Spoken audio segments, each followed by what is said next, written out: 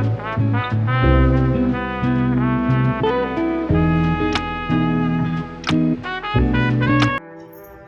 Friends, ரொம்ப நாள் ஆச்சு இல்லையா உங்களுக்கு வீடியோ போட்டு. இன்னைக்கு வந்து வியாழக்கிழமை, பசங்களாம் ஸ்கூலுக்கு போயிட்டாங்க. ஸோ நான் என்னென்ன பண்ண போகிறேன்னு பார்க்கலாம். நம்ம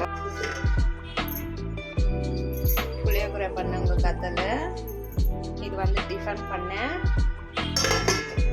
அப்புறமா சப்பாத்தியும் பண்ணி வச்சுருக்கேன். காலையில் சாப்பிட்றதுக்கு சப்பாத்தி. இது வந்து டிஃபன் கொடுத்தமிச்சு இன்னும் இவ்வளோ இருக்குங்க புளியோகரை. கோஸ் பல்யம் பண்ணாங்க. கோஸ் பல்யம் வந்துட்டு வெறும் சப்பாத்திக்கு மாத்திரம் பண்ணேன். இன்னும் இவ்வளோ இருக்குது. எல்லாரும் சாப்பிட்டு போனாங்க. இவ்வளோ பல்யம் இருக்குது. இப்போ நான் இது நம்ம சாப்பிட்டுடலாம். இந்த பக்கம் வந்து பால் கிச்சன் இப்படி இருக்குது. இதெல்லாம் க்ளீன் பண்ணோம். இதை சப்பாத்தி சாப்பிட்டுட்டு இது சாமான்லாம் கழுவி எடுக்கணும். கழுவி வந்து சப்பாத்தி சாப்பிட்டுட்டு எல்லாம் க்ளீன் பண்ணிடலாம் ஃப்ரெண்ட்ஸ்.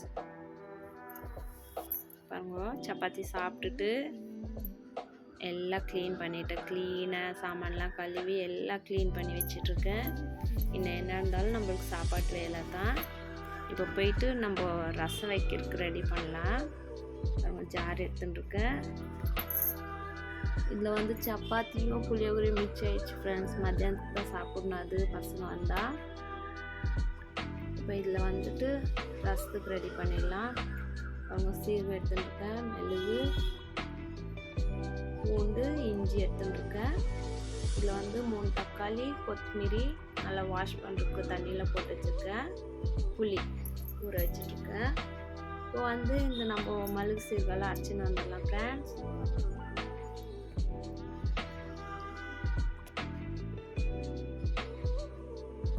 நாங்கள் தறியாக அரைச்சிட்ருக்க.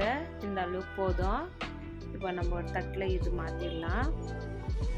மாற்றிட்டு இந்த ஜார்லேயே நம்ம வந்து தக்காளி எடுத்து வச்சுருக்கோம் இல்லையா, தக்காளி போட்டு அரைச்சிக்கலாம். ஒரு 4 பீஸாக கட் பண்ணி போட்டு அரைச்சிடலாம்.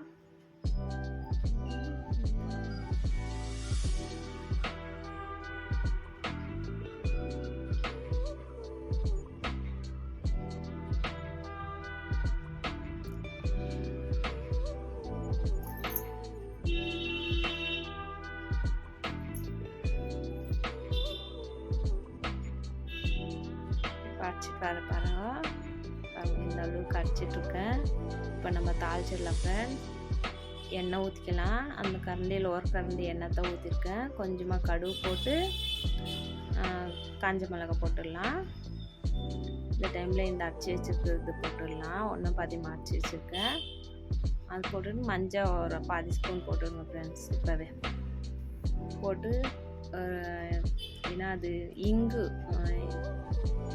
இங்கு தான் சொல்கிறது இல்லைங்களா, அது போட்டு நல்லா தாளிச்சிட்டு தக்காளி கரைச்சி ஊற்றிட்டேன். ஜாரு எல்லாம் க்ளீன் பண்ணிவிட்டு புளி தண்ணி ஊற்றிட்டேன். இப்போ இதுக்கு மேலே தண்ணி வேணும்னா வச்சுக்கலாம் ஃப்ரெண்ட்ஸ். இப்போ உப்பு போட்டுடலாம். கொஞ்சமாக கொத்தமல்லி கிள்ளி போட்டு ஒரு தட்டு போட்டு மூடிடலாம் ஃப்ரெண்ட்ஸ். ஆயிடுச்சு ரசம். இப்போ இது சிம்மில் வச்சு கொதிக்க விடலாம். கொதிக்கட்டும் ஃப்ரெண்ட்ஸ். கொதி வருது. இப்போ வந்து ஆஃப் பண்ணிட போகிறேன். இப்போ தான் ஸ்டார்ட் இது. இப்போ ஆஃப் பண்ணிவிட்டு நம்ம பாருங்க, இது வந்துட்டு கொள்ளு துவையல் பண்ண போகிறேன். அதுக்கு வந்து வெங்காயம், சீரகம், மிளகு, காஞ்ச மிளகா எல்லாம் எடுத்து வச்சுருக்கேன். இது தான் மெயின் கொள்ளு. எனக்கு இருமல் போகவே மாட்டேன் ஃப்ரெண்ட்.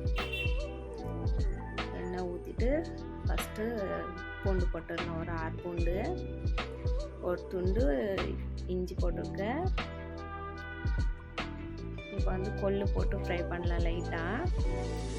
இப்போ இதுலேயே மிளகு சீரகம் போட்டுடலாம் ஃப்ரெண்ட்ஸ். அது ஒரு 2 வாட்டி திருப்பி கொடுத்துட்டு மிச்சம் நம்ம மிளகாலாம் எடுத்து வச்சுருக்கீங்களா, பாருங்கள் புளி இவ்வளோ தான் எடுத்துட்டுருக்கேன். மிளகா காரத்துக்கு தகுந்த அளவுக்கு இப்போ வெங்காயம் போட்டுடலாம் ஃப்ரெண்ட். போட்டு நல்லா திருப்பி கொடுக்கலாம். இந்த கொத்தமல்லியும் போட்டுடுறேன். ரெண்டும் சேர்த்து நல்லா வதங்கட்டும். பாருங்கள் ஃப்ரெண்ட் ஆயிடுச்சு. இப்போ உப்பு போட்டு கொஞ்சம் நேரத்தில் ஆற விடலாம். ஆற விட்டு அரைச்சின்னு வர்றது தான் ஃப்ரெண்ட் ஆயிடுச்சு இது. இப்போ பாருங்கள் ஆறிடுச்சு. நான் அரைச்சின்னு வரேன் பாருங்கள். கொஞ்சமாக தண்ணி ஊற்றி அரைச்சிடலாம். ரெடி ஆயிடுச்சு துவையல்.